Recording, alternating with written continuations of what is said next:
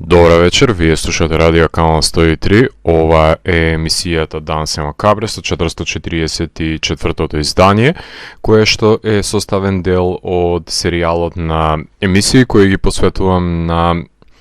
прегледот и на анализата на актуелни филмски остварувања, односно именувани како Макабре Филм Фест. Тоест, тоа представува збирна селекција на филмови кои што јас ги приредувам неколку пати во месецот со надеж дека ќе допрат до вас. Ова е филмска ревија која што може сите да ја организирате во вашите домови. Тоа ми е и целта, да иницирам желба на откритие да се појави кај вас, со тоа што ќе говорам ова вечер за два хорор филмови кои што ќе бидат вбројани во 50-те најдобри хорор филмови на годината, кои во последната епизода ќе бидат сведени на листа на 10 најдобри хорор филмови за 2020 година. Потоа ќе ви говорам за две мелодрами за кои ретко кој говори. Најчесто се фестивалски филмови кои поминуваат под сечи можен радар, но содржат интригантни решенија за кои вреди да се продискутира. Еден импозантен документарен филм кој ќе им се допадне пред се на љубителите на видеоигрите и еден култен игран филм кој покажува рожба на љубов, на една невообичаена средба на љубовниците кои што пред се глумат љубовници. Во тек е одвивањето на фестивалот со најдобар избор во оваа држава односно програма на филмови во текот на секоја година, односно станува збор за Cinedis, кој по преполовената програма успеа да понуди ексклузивни остварувања од фестивалите кои вреди да се погледнат на отворено, проследени со домашните премиери на New York Cadillac, TM и Homo. На почетокот на емисијата слушнавме две композиции кои што се наоѓаат на новото албумско остварување The Walls of a Mortal Earth на бендот Brimstone Coven, односно слушнавме композициите The Inferno и When the World Was Gone. Станува збор за бенд кој што е комбинација помеѓу heavy blues и stoner rock, нивниот четврт долгосвиречки албум по What Was and What Shall Be. Момци под силно влијание на Black Sabbath и Pentagram во комбинација со рифови од Led Zeppelin, како и Doom примеси, со кои го образуваат пред се нивниот винтидж рок-н-рол призвук. Станува збор за четворка која што ни доаѓа од Winnipeg, од West Virginia, од SAD, од кој што ќе слушнеме од овој албум и одличната композиција The Darker Half. Данс е Макабре е емисија во која 12 сезони се зборува за уметност во борба против лицемерието, зависта и користолюбието. Тука уметниците се вистински херои, а не политичарите. Целта на емисијата е да се доближи квалитетната музика и филм до секој слушател и да воспостави диалог помеѓу уметноста и реалноста. Вечер имаме закажано полноќен танц со смртта по 444 пат. Јас сум Златко Ѓелески, а вие останете со трансмисијата на Канал 103 до крајот на светот. Вие слушате Радио Канал 103, ова е емисијата Данс е Макабре со 444-тото издание, именувано како Макабре Филм Фест, односно седмото издание на оваа ревија на филмови, односно преглед на и анализа пред се на филмови за кои што јас сметам дека треба да се проговори и да бидат погледнати, а во овој сегмент на емисијата ќе ви говорам за двата филмови кои што ни доаѓаат од жанровската провениенција, односно филмови кои што ги избрав да бидат составен дел од 50-те најзначајни хорор филмови за годината. Имено првиот филм за кој што ќе слушнеме најавата е филмот Спри. Спри е режисерско остварување на Јуџин Котляренко, шести негов долгометражен филм по Wobble Palace, A Wonderful Cloud, Feast of Burden, Ones and Zeros. Уште во неговите инди драми го напоменувал интерферирањето на технолошките изуми во животот на нивните корисници. Меѓутоа, неговиот нов филм е круна на неговата досегашна кариера. Во него Џо Кири го глуми Курт Кенкл, шоферот на райдшер такси возилото, односно некаква си своевидна верзија на Uber, кој што како и сите негови врсници е болно зависен од следбеници и лајкови, меѓутоа очајно сака да има видео кое ќе стане вирално, односно распространето на секаде по секоја цена. Во ова макијавеловска прагматика, шоферот одлучува да стави камери во своето возило и да снима постојано, додека ги вози своите клиенти кои го повикуваат на нивните мобилни телефони. Многу брзо во филмот забележуваме дека се онесвестуваат штом се напијат од бесплатната вода, за да дознаеме дека Курт намерно ги труе за да бидат полесни за справување, односно убивање. Уште во првиот чин ги обелоденува неговите планови, што е доста храбар потек за еден хорор филм, така што во вториот веќе се препуштаме на неговите згоди и незгоди со непредвидливите патници, за да налета на стендап комичарката, која што ќе го просветли со незиниот поглед кон зависта од технологијата, постепено создавајќи релација од слешер провениенцијата помеѓу убиецот и финалната девојка. Сега филмот е збогатен со препознатливи споредни улоги, така например таа на Девид Аркет, кој што глуми очаен диџеј во стриптиз клубови, а една од девојките која ја користи пред се услугата на Курт како превоз е Миша Бартон. Сега, за тие што не знаат, јас имам една долга фасцинација со глумењето на оваа девојка во минатата деценија, посебно поради тоа што покажуваше актерски способности во почетокот на кариерата и одеднаш се случи некоја драстична промена и се замрзна низиното лице и нема ни траг ни глас од емоција на него цела деценија. Така што ако некој извади бормашина и посочи во камера дека ќе искористи врз неа, јас не гледам причина зашто да не го обожувам пред се филмот, заради тоа што вресоците на Миша се музика за моите уши. Шега на страна, Џо, миленикот на многумина од Stranger Things, глуми еден социопат од рангот на Патрик Бейтман од American Psycho, кој се обраќа директно на неговиот ценет аудиториум, од кој бара афирмација за извршување на поганостите. А поганости има во изобилие, исто така на мое големо задоволство. Специјалните ефекти се одлично дополнување на френетичното темпо на овој филм, што за некого ќе биде комично, но не за мене. Сега, ако тој што го правел IMDb профилот на филмот има криза на идентитет и го напоменал дека е комедија и трилер овој крвав филм,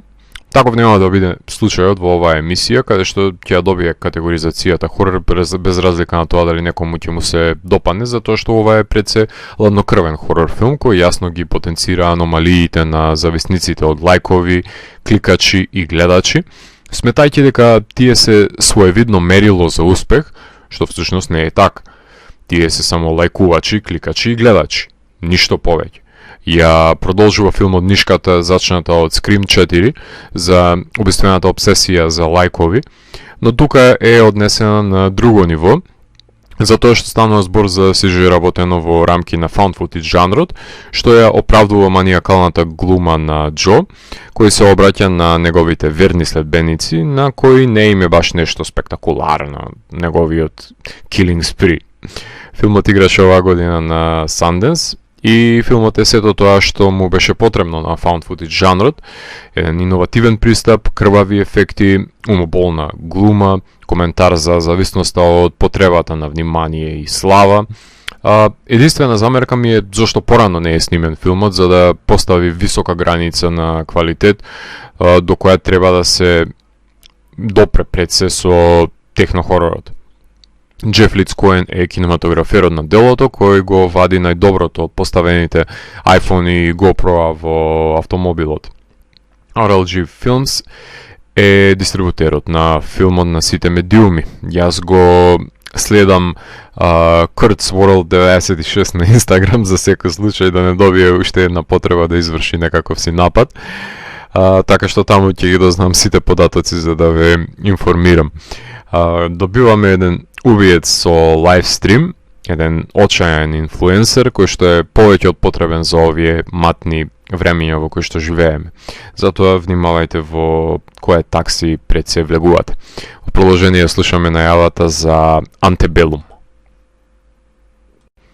Антебелум е режисерско остварување на Джерард Буш и Кристофер Ренц, режисери на музички видеоспотови кои нивното долгометражно деби го прават пред се со бравура. Овој филм го најавив уште во јануари, кога ја правев емисијата во која ги потенцирам најочекуваните 50 хорор филмови на годината, и овој беше еден од нив, кој ми го привлече вниманието, затоа што од најавата за него можев да предпоставам дека имаше некое мешање на две периодизации, кој што едната е модерната, кај што говорителката и писателка Вероника Хинли, глумена од одличната Джанел Моне, се посочува и се соочува пред се со сопствената верзија на девојка која е заглавена како роб на плантажите во југот на САД. Сега прашањето уште тогаш ми беше кое ќе биде оправдувањето за преминување од еден свет во друг, кое нема да биде залудно или од друга страна исилено. И многу ми е мило што се послужи филмот со еден механизам создаден пред своето време, од еден филм што сите неуки гледачи на филмот не беа подготвени да го контемплираат, затоа што беше нагол пресврт, кој искрено сметам дека не беа ни способни да го испочитуваат, но тоа е филм од 2004 година и помина 16 години и по него и истиот тој пресврт се најде во еден друг филм, кој совршено се вклопува во редицата на филмови кои говорат против расизмот и нееднаквоста помеѓу белците и афроамериканците, приклучувајќи се на модерниот бранд на филмови отпочнат со Get Out, кој, искрен да бидам, ми е ниво послаб од овој филм. Знам дека нема да се согласите со мене, не ни мора. Джордан Пил ќе продолжи да си прави просечни режисерски хорор филмови според мене, но разликата е во вештината за пишување на сценариото. Уште од првиот кадар во кој оди парот во Get Out на посета кај родителите, и мало дете знае дека нешто не е во ред со сликата.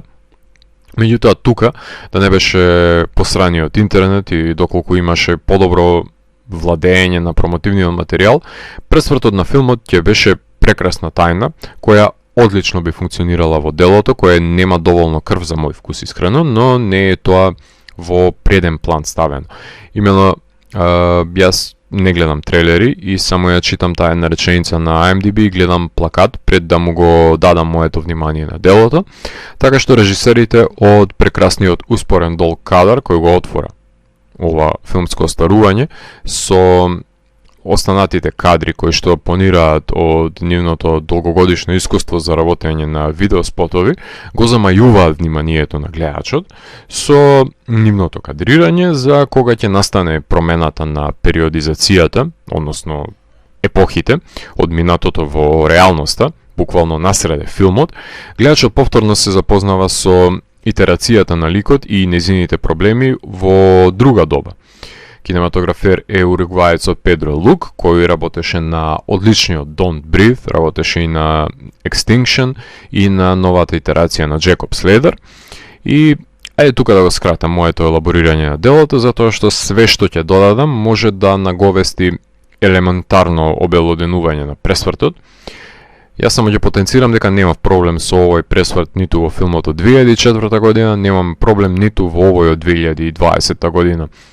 Lionsgate го продуцираат филмот и штета што филмот нема да биде номиниран за ниту една награда, но љубителите на жанровскиот филм секако дека ќе најдат уживање во неговото склопување. За потребите на емисијата ги гледав и The Devil All the Time, филмот кој што се појави неодамна на Netflix, кој што за мене беше дефокусирано напишан и парцијално составување на преджвакани и готови приказни. Starlight беше пресимплистички за мој вкус да се најде на листата. Исто така ги изгледав The Babysitter Killer Queen, односно продолжението на прекрасниот Babysitter, кој што може би е најблиску од сите овие филмови да влезе во листата на 50 најдобри хорор филмови на годината, поради своите крвави ефекти кои беа многу лошо комбинирани со специјалните, со визуелните ефекти, се извинувам. Значи комбинаториката помеѓу специјалните и визуелните не беше достигната на ниво затоа што се гледаше јас помеѓу нив. Но покрај него ги гледав и The Owners и Shifter, кои што беа искрено видам бледи копии, епигони на многу подобри филмови од нив, така што сметам дека на сите овие филмови ми недостасуваат круцијални, автентични, квалитативни потфати за да се квалификуваат пред 50-те најдобри хорор филмови на годината. Се составен дел во 100-те, меѓутоа дефинитивно не во 50-те, така што мора некаде на селекцијата да и се стави граница.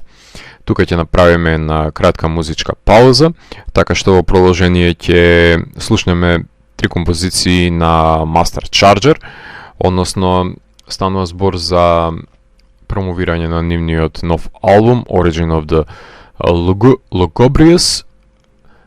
Станува збор за stoner rock бенд во комбинација со метал рифови и задумани аспекти, кој го вади нивното четврто долгосвиречко издание по Eroding Empires, кое што излезе во 2016 година. Станува збор за независен бенд кој не се наоѓа на лейбл, кој се држи до принципите на пеење со рапав глас и моќните рок-н-рол рифови со можеби послава продукција, но која содржи автентичноста на целењето пред се на гаражниот призвук. Станува збор за тројка која што доаѓа од Нотингем, од Велика Британија, а од овој албум ќе ја слушнеме и насловната инструментална тема, по која што следуваат Embers of the Sun и Blood and Sand. В продолжение слушаме Master Charger. Уживајте. Вие слушате Радио Канал 103, ова е 444-то издание на емисијата Данс е Макабре, во која што ви говорам за актуелни филмови за кои што сметам дека треба да ги погледнете. Емисијата има поднаслов Макабре Филмфест, кој што го следи своето 7-мо издание, така што во овој сегмент на емисијата ќе ви говорам за две мелодрами кои што го привлекува моето внимание, а во продолжение ја слушаме најавата за првата од нив, односно за филмот Томасо. Томасо е режисерско старување на Абел Ферара, режисерот на Пасолини, New Rose Hotel, The Addiction, Body Snatchers, Bad Lieutenant, King of New York, MS-45, The Thriller Killer и неговото ново стварување Сајберија. Абел го сними новиот филм со неговиот долгогодишен пријател Вилјам Дефо, кој глуми американски уметник кој живее во Италија со помладата сопруга Ники и 3-годишната ќерка Диди. Тој има постојани недоразбирање со младата сопруга поради постоечкиот генерацијски јаз помеѓу нив и секако константните неверства, кои тој не ги опростува, меѓутоа непречено ги практикува тој со себе си. Има неколку големи проблеми со кои се соочува филмот, кој треба да прикаже на пред се екзистенцијална криза во која западнува ликот на Дефо. Меѓутоа, начинот на кој што таа Ферара решил да ја постигне е според мене крајно несоодветна. Ајде да започнеме најпрвин од највоочливото, односно од сцените кои не име место според мене во филмот, што не се ниту начнати, ниту објаснати, кои се одвиваат во и вон главата на Дефо. Фантазмагорични се, кои што се филмови сами за себе и не доаѓаат толку лесно во корелација со постоечкиот филм, напротив го натежнуваат и го расплинуваат, од кои сепак се составен дел, но се наменети како своевидна епифанија, која според мене е невешто расфрлена низ времетраењето на филмот. Сега, недофатливите алузии нема да го направат делото повретно, само затоа што Ферара имал собствена екзистенцијална криза која што се обидел на некаков сликовит начин да ја оделотвори пред се во неговиот филм. Проблемот кој подоцна се наметнува се однесува на недоразвиените ликови, како што е сопругата на Дефо, а и самиот негов лик, кој е оддалечен од тоа што сака и тоа што се представува дека е. Дефо е на ниво на задачата за доловување пред се на ова иманентно накршување на духот, што треба да го долови, се разбира, со својата глума, странецот кој недоволно добро се има вгнезнено во туѓина, без разлика на тоа што го владее јазикот безпрекорно. Тој е изгубен не само во себе си, туку и во околината. Тој се бори со зависноста и да го скроти пред се неговиот темперамент, како што Ферара се обидувал да се справи за време на неговото живеење во Италија, правејќи го ова камерно дело да биде интимен потват за пресликување на собствените јадови на платно. Неповрзан анксиозен, напуштен, односно осамен. Самиот негов лик станува свој непријател, против кој секоја борба е оннапред загубена. Во дадена инстанца го брка човекот на улица кој е прегласен и го вознемирува во неговото мало, за и тој да се најде во таа позиција додека не може да воспостави комуникација со неговата млада жена, заминувајќи си на кафе додека таа го чека на улица. Не знам колку јогата му се наоѓа во животот да му го помири неговиот нескротлив дух. Делото е далеко од најдобриот филм на Ферара, но убаво е да се погледне како Дефо станува слика и прилика на режисерот во обидот да си го преслика својот чемер со помош на филмскиот јазик. Филмот го снима Петер Зајтлингер, кинематограферот на последните филмови на Вернер Херцог. Филмот играше на Канскиот филмски фестивал, а потоа се појави на Карлови вари, во Мелбурн, во Торино, Севилја, Лисабон. Така што овој филм е едно олицетворување на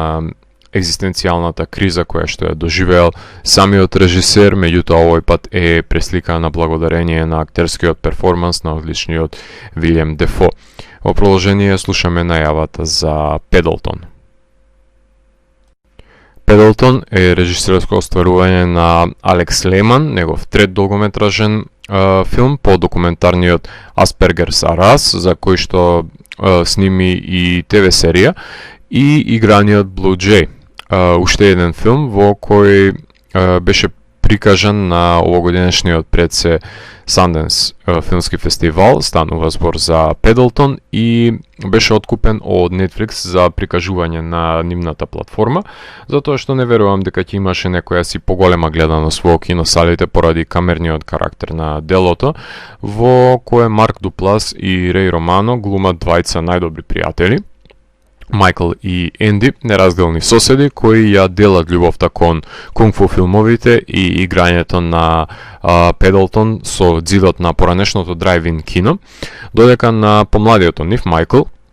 не му биде диагностициран терминален рак, што ќе го разниша нивното пријателство, затоа што ќе мораат да најдат начин да се соочат со неизлечливата природа на болеста и пред се надоаѓачкиот преран крај во животот на харизматичниот Дуплас, што е тешка кнедла за голтање на еден гледач. Затоа тие се одлучуваат да смогнат сили и да заминат на еден роуд трип, односно емоционално патешествие, едно последно ура, кое ќе го крунисаат со своеволното умирање, одлука донесена од страна на Майкл, кој не сака крајот на животот да го помине во хемотерапија и детериација на неговото тело при борба со болеста. При опатување тие продолжуваат да се најдат во независни позиции кои имаат комична пред се природа, меѓутоа неизбежен е облакот кој постојано го надвиснува ова дело, додека и гледаме како се обидуваат да шармираат девојки или па да се забавуваат посетителите на бар со нивната реимагинација на омилениот филм, дека на нивното пријателство се ближи пред се неговиот крај, а Енди мора да најде начин како да го продолжи животот без неговиот сосед, кој е неразделен од него и кој му е поблизок од неговиот брат. Кинематографер на филмот е Нейтан Милер, кој ги уловува убавините на пустелијата од пределите, кој ги пропатува пред се овој избор на актери на нивното патешествие, но доловена е и безволноста и пред се немоќта на ликовите да се соочат со неизбежниот крај. Ова е еден поразличен поглед на една романса,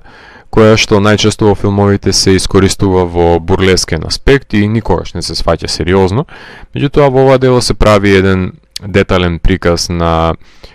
искрено и пред се интимно пријателство меѓу две индивидуи кои мораат да се носат со огромна одлука, претворајќи го филмот во assisted suicide дело, односно филм за помош за самоубиство. Дуплас е инди автор, Романо е актер од ТВ Сапуници, кој прави посмели чекори во кариерата со Винил и глумењето во The Irishman. Меѓутоа, нивниот спој на површина ги вади неудобностите на нивните ликови и се воспоставува филмската хемија помеѓу нив, така што свеж приказ е ова за мртвиот, условно кажано, филмски жанр, убиен од романтичните комедии со удари до смрт. Штета што нема дополнителни интригантни камеа за да се зачини повеќе приказната, но тоа не смее да биде прецена сметка на сериозниот тон на делото кој што е се присутен од првиот до последниот кадар. Ја погледнав и наивната комедија на American Pickle на Сет Роган, која вреди да се погледне, но не направи некој значителен исчекор во рамките на комедиите кои еден актер пред се глуми два пати, односно во филмови со пробудување на лик од минатото, како што беше нели македонскиот филм, односно словенечкиот филм кој што е копродуциран од македонска страна, се извинувам, Стање шока. Така што тука може да направиме една кратка музичка пауза. Имено во продолжение ќе ги слушнеме одличните Old Blood, тие се повратници во емисијата, со тоа оглед на тоа што го издадува ова лето албумот Acid Doom, кој што ги слушаме од 2016 година со нивниот истоимен деби албум, а по него тие го сними, ако не се лажам, Enjoy the Devil, и оваа година ги слушаме членовите на овој бенд, на овој пред се Stoner Doom циркузански потфат, кои вметнуваат одлична комбинација на гитарски рифови со клавиатура и пред се моќни женски вокали во уште едно добро албумско прогресивно остварување под силно влијание на Genesis и Black Sabbath. Бендот ни доаѓа од Лос Анџелес, од САД, а од овој албум ќе слушнеме Lake Bottom, ќе слушнеме и Bridge to Nowhere и одличната Heavy Water. Потоа се враќам во етер да ви говорам за преостанатите два филмови кои што се составен дел од Макабре Film Fest, односно 7-то издание на оваа ревија на филмови. Уживете. Вие го слушате 444-то издание на Дансе Макабре на радио канал 103, кое што е наменето на прегледот и анализата на квалитетни филмски остварувања за кои што сметам дека треба да го посветите вашето внимание и може да си ја организирате ова ревија на филмови во вашите домови со оглед на тоа што сите ви се достапни и пристапни во текот на емитувањето на оваа емисија,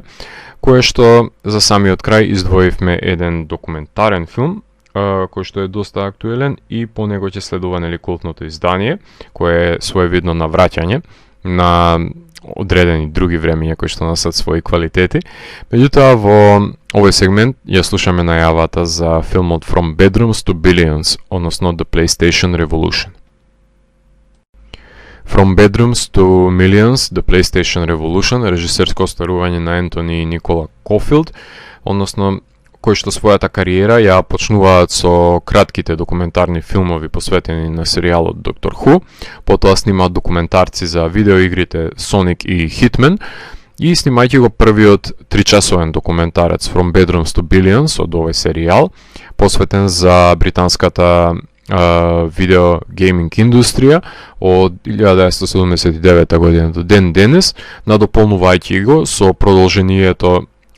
кое што исто така трае 2,5 часа за видеоигрите на Amiga, кронисувајќи го овој серијал со новото импозантно дело, именувано The PlayStation Revolution, еден токенхед документарец од 160 минути, посветен на зачетокот на идејата за конзолата PlayStation, за незините перформанси за доловување на третата димензија, односно длабочината во игрите, која не било возможна кај аркадните видеоигри од 8 и 16 бита. Видеоигрите ги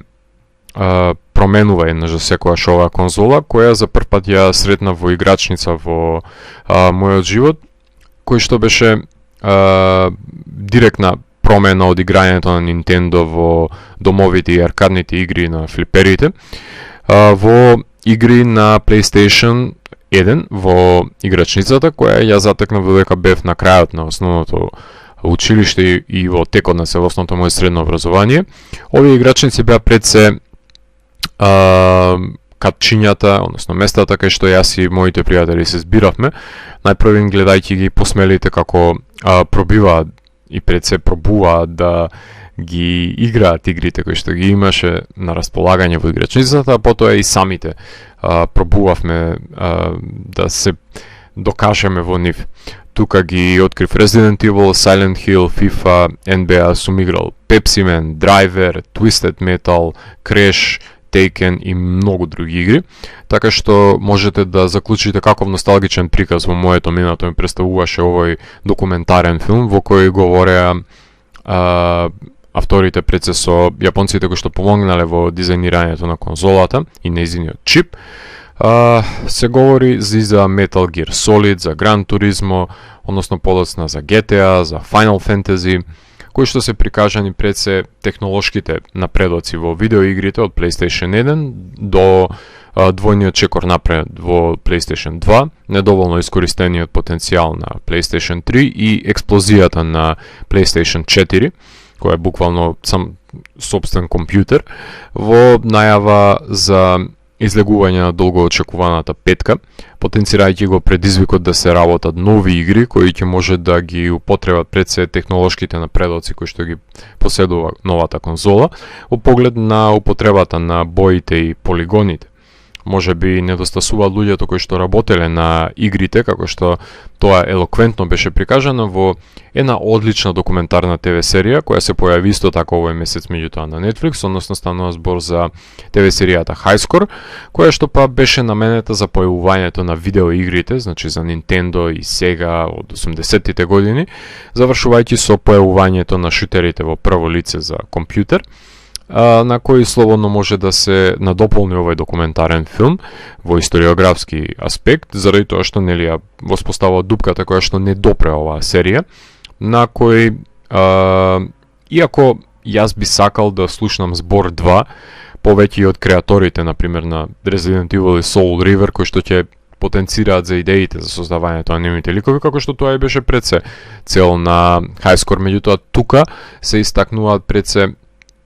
перформансите на уредот, не толку многу колку и самите игри од кои што има извадоци. Меѓутоа овој документарен филм е задолжителен за љубителите на видеоигрите, затоа што ја доловува пред се експанзијата во домовите на конзулата и нуди поглед зад кулисите додека се одигрувале нели поигрувањата помеѓу големите компании кои се обидувале да доминираат пред се со пазарот. Од друга страна посочена е блискоста со филмскиот медиум, употребата на кат сцени во самите игри и наметнувањето пред се на филмската нарација, која и ден денес е конститутивен дел од